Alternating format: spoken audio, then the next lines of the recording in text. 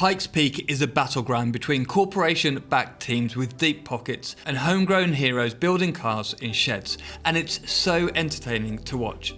We're going to show you Pikes Peak's top 10 craziest cars.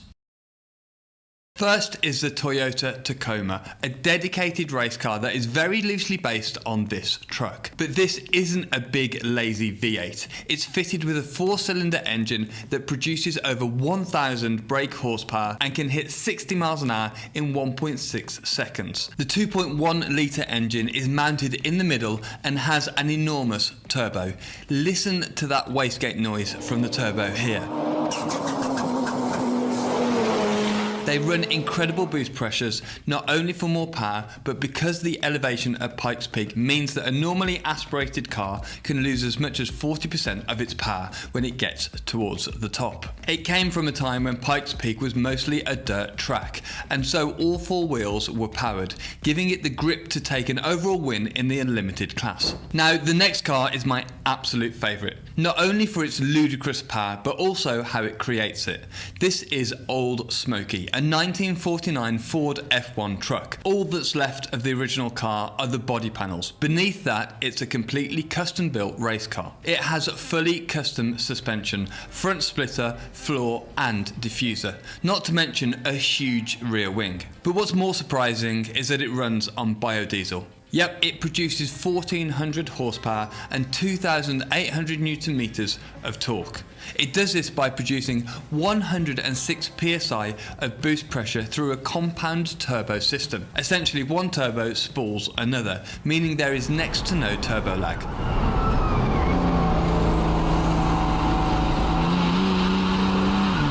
And to put that boost into perspective, a normal road car runs about 6 psi, whereas Old Smokey uses 17 times that amount. It weighs a lot, but still took the diesel record of 11 minutes and 25 seconds. Now, this 1987 VW Golf may not look like much, but it was actually fitted with 2 engines. One in the front powering the front wheels, and one mounted in the rear to power the rear wheels. This bi-motor system gave the car massive power, great weight distribution, and the grunt needed to set a good time, despite not having the aero package to match its competitors.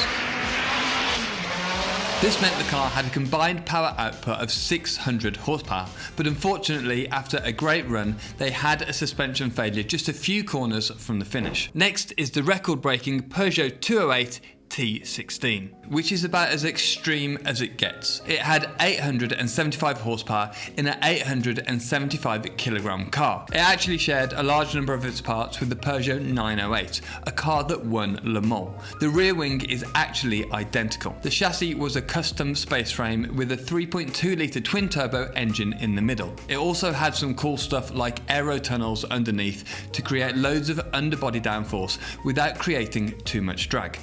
It was driven by rally legend Sebastian Loeb, and he was on the ragged edge for the entire run and took the outright record at 8 minutes and 13 seconds. That is until our next car came along. The VW IDR is the current record holder at Pikes Peak, beating the already insane Peugeot 208. VW took a different approach to the short wheelbase design of the Peugeot. The IDR looks more like an LMP1 car, long and very low. It has an enormous splitter, huge rear wing and skirts to seal the underfloor, all creating massive downforce. It's powered by 2 motors, one on each axle, and it has full torque vectoring. This means the car applies the perfect power to each wheel, essentially always using the tyre's grip perfectly. Electric cars are really starting to take over at the mountain, and for good reason. They have a tremendous advantage because the electrons, they don't care about the altitude. The course here starts at 9,330 feet and finishes at over 1,400 feet. That's 2.6 miles of total elevation.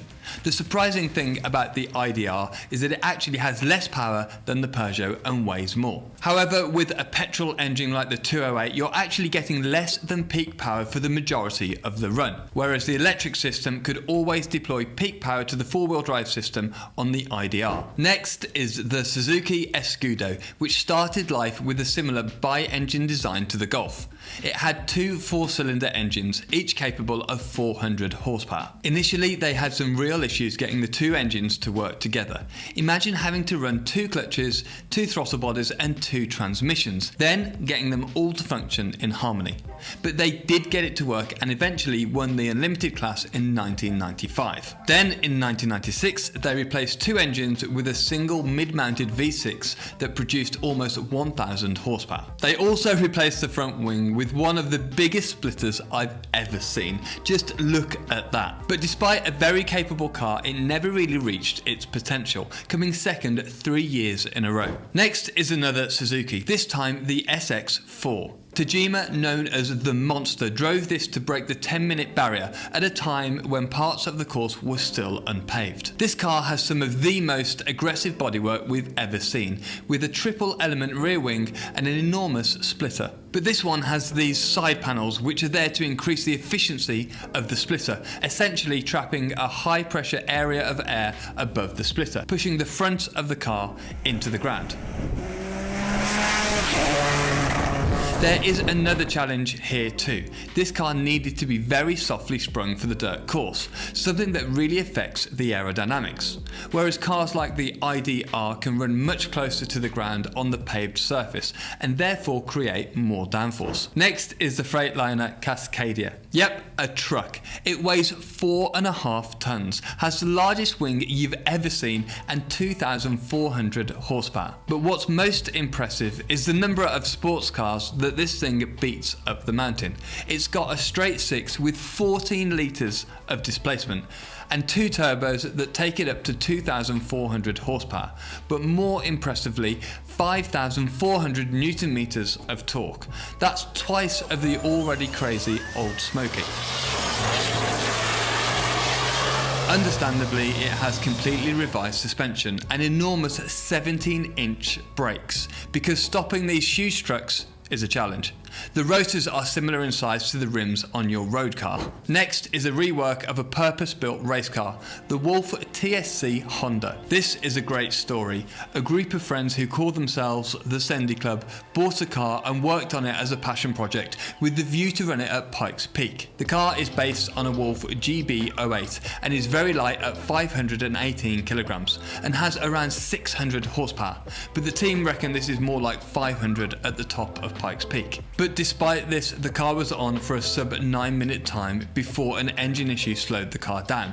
However, they still took the overall win. The next car is the Openwheeler run by Paul Dallenbach. I explain what makes it so quick in this video here.